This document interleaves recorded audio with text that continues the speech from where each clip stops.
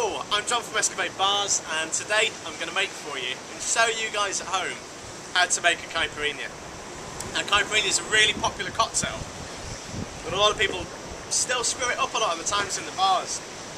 I'm going to show you guys how to make it, and hopefully how to avoid the pitfalls that a lot of bartenders make while they're doing this and charging you 6 or 7 quid a drink for back at home.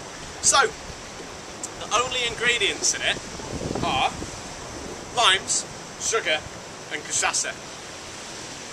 Now cachaça, in case you didn't know, and frankly why would you unless you drink caipirinhas, is a Brazilian or Peruvian spirit made from raw sugar cane. And if you've never seen sugar cane before, this is what it looks like. It looks like a big chunk of bamboo. But you squeeze it, ferment the juice, distill it, and away you go, and you've got this quite raw, quite sort of earthy tasting spirit in comparison to a rum.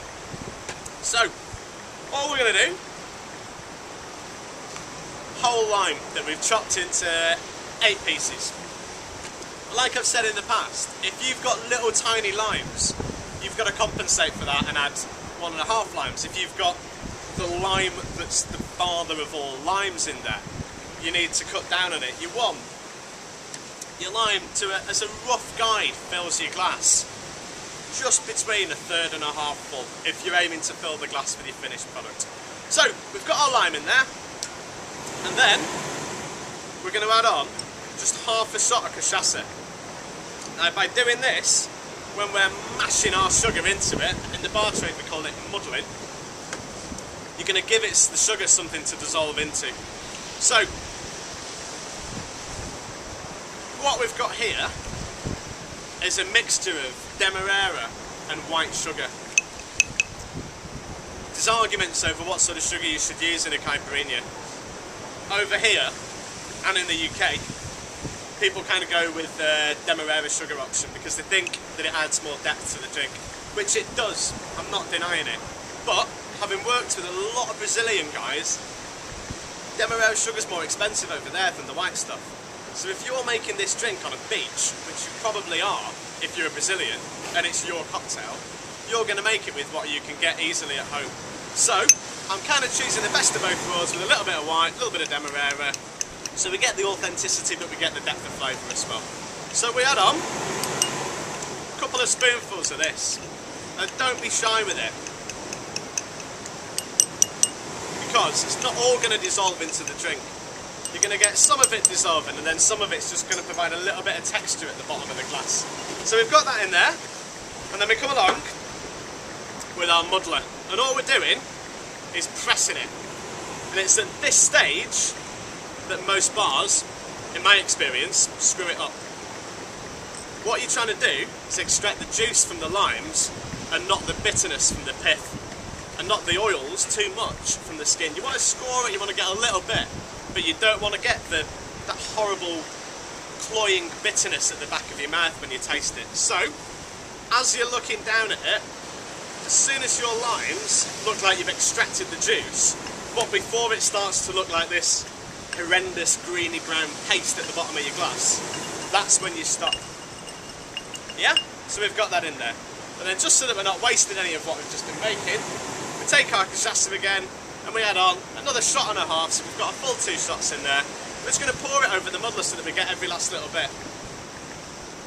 Brilliant. There we go.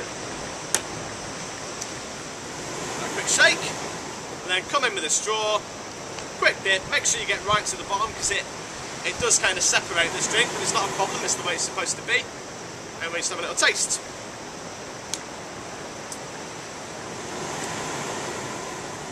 It's a great cocktail, so popular in the bars, and so easy to make at home because all you need is booze, lime and a sugar, and who can't get that? They sell this stuff in premium sort of off-licenses, but if you can't get it, you can make it with vodka and you've got a Caipirinha, you can make it with rum and you've got a Caipirinha. You can add bits of fruit in it. The Portuguese are quite fond of sticking a bit of fresh strawberry in it or pineapple.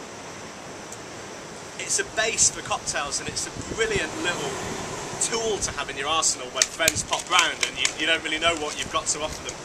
Now, all we do with this now, we've got some cracked or crushed ice, and we kind of fill the glass, but not too much because we don't want it to spill over the sides. And we give it just a little stir so that we're bringing the fruit and we're bringing the sugar up through the glass. Yeah, so we got it there. And then, just so that we've got something to kind of hold the garnish, totally fill it up, and away you go. And the reason that I made this today was that when I was in the shops I saw the sugar cane and I couldn't resist just the idea of being able to garnish like a shasta-based cocktail with a piece of raw sugar cane. So, we've got that in there. Whack in a couple of straws. Don't need to stick any lime on it because the lime's already in there as the garnish. And there you have it. A simple, beautiful, fresh tasting, great drink. There you go. Oh, Caipirinha. Cheers.